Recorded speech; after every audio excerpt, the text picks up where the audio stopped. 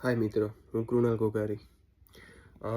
મારે recently 62નો score પીટીઈમાં આવ્યો છે.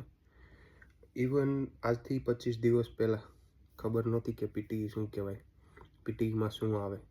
ઇવન 25 દિવસ પહેલાં જ હજુ ખબર પડી કે પીટીઈની અંદર રીડ અલાઉડ જેવું કંઈ આવે એમ, સ્પીકિંગ મોડ્યુલમાં. તો ખૂબ જ ઓછો સમય હતો અને મારે 58ના સ્કોરની રિક્વાયરમેન્ટ હતી.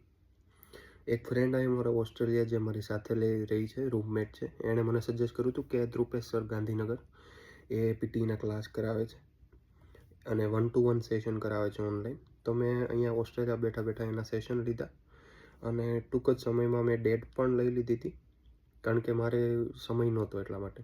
અને એક્ઝામ આપ્યા પછી ખબર નહોતી કે હું પાસ થઈશ કે કેમ.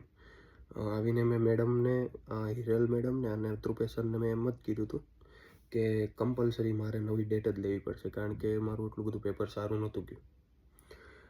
પછી એ જ દિવસે સાંજે કે મારું રિઝલ્ટ આવ્યું અને ખૂબ ખુશ થઈ ગયો, કારણ કે 58ની 58ની જે જરૂર હતી એ 62માં કન્વર્ટ થઈ, જે મેં અનએક્સપેક્ટેડ સ્કોર કહેવાય, ફર્સ્ટ ટાઈમ. એ મેડમ અને ધ્રુપેશ સરના મદદથી, એના ખૂબ હાર્ડવર્કથી, એના જે સમજાવવાની જે પદ્ધતિ છે અને એઆઈ સાથે આપણે કઈ રીતે વાતચીત કરવી, એના માટે thank you so much Hiral ma'am and Dhrupesh sir.